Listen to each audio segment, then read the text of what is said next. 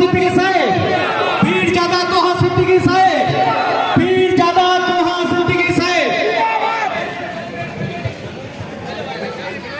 আমাদের মঞ্চে আসছেন আমাদের আজকের অনুষ্ঠানের প্রধান অতিথি।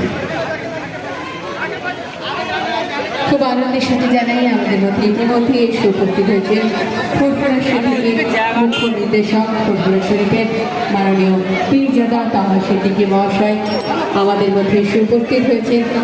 ওনার উপস্থিতিতে সত্যিই আমরা আনন্দিত এবং সত্যিই আমরা গর্বিত।